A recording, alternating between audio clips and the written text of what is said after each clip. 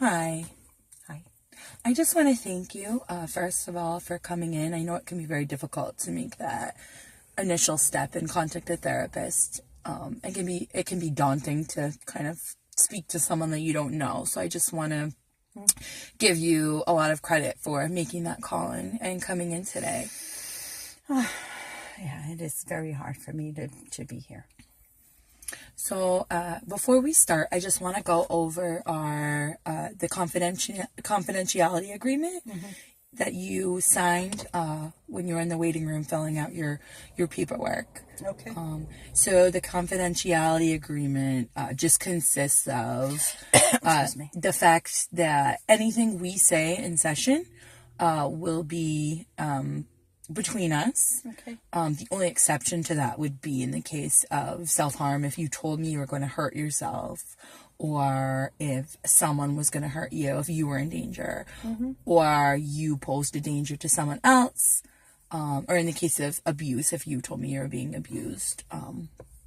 Otherwise, everything we say is confidential. I just want to make sure you understand that. Yes, I do. Thank Great. So what brings you in here today? Well, I've been feeling very, very down lately, very sad. I do have a history of depression and anxiety.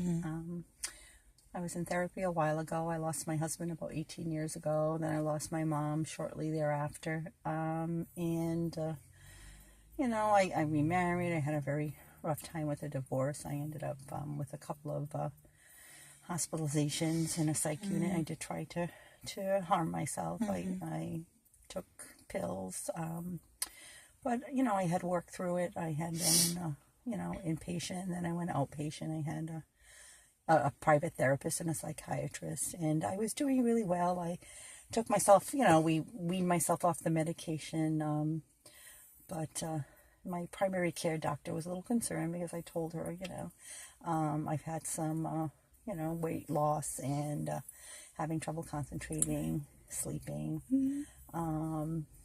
very little appetite.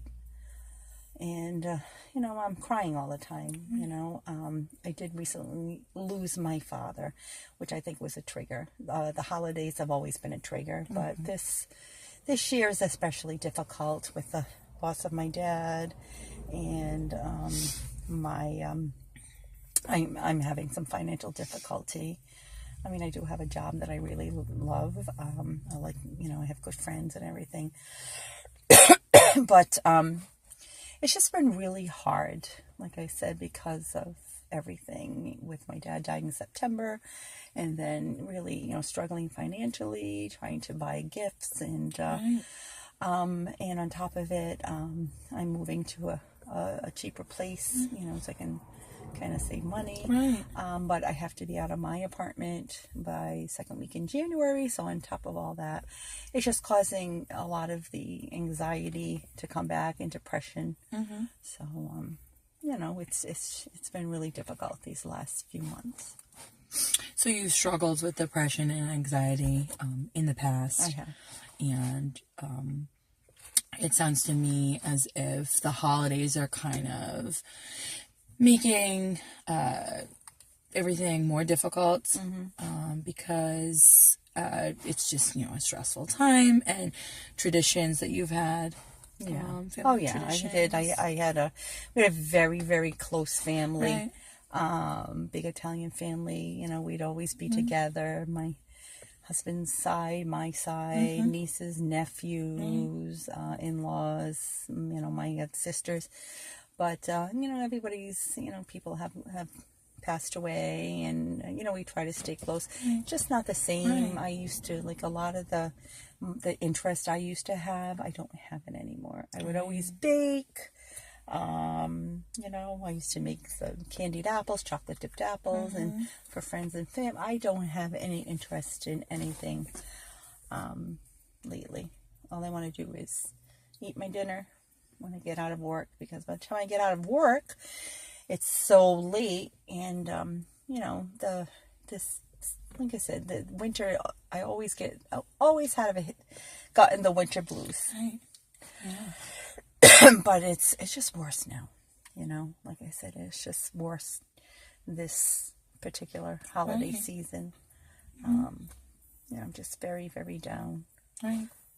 Well, it seems like you have a lot on your plate too. That's kind of producing this stress and making the stress and anxiety more prominent. You work a full-time job.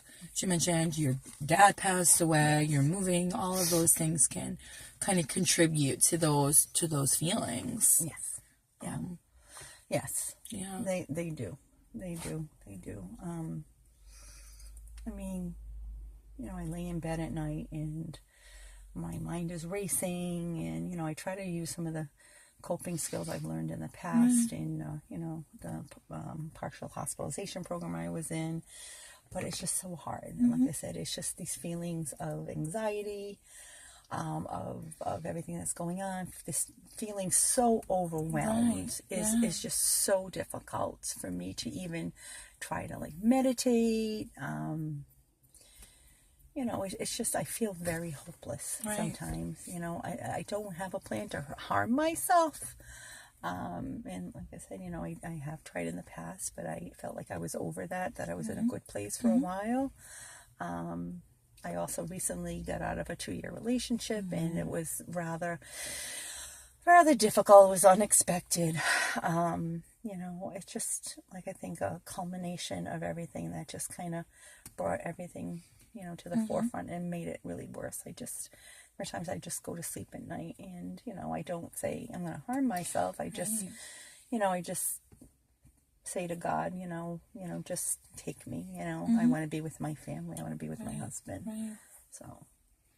Do you have a support network that you can turn to when you are feeling these kind of thoughts that aren't necessarily that you would harm yourself, but just that feeling of hopelessness? Are there people that you can go to when you're feeling like that you, as you said, you lie in bed and think about not waking up? Are there people in your life that you can speak to about that?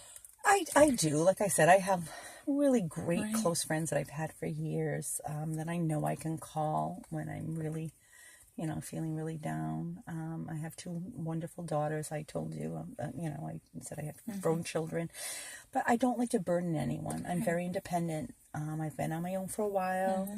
I don't want to burden, especially my children. I try to help them out. I try to help my daughter, and I watch my grandkids as much as I can.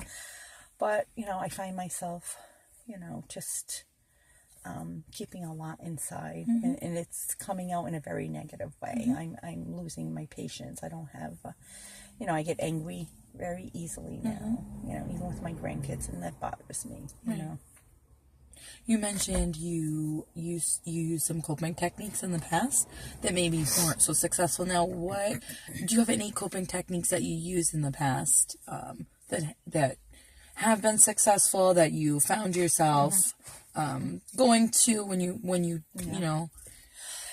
these feelings have come up? Yeah, I have. I used the distraction techniques.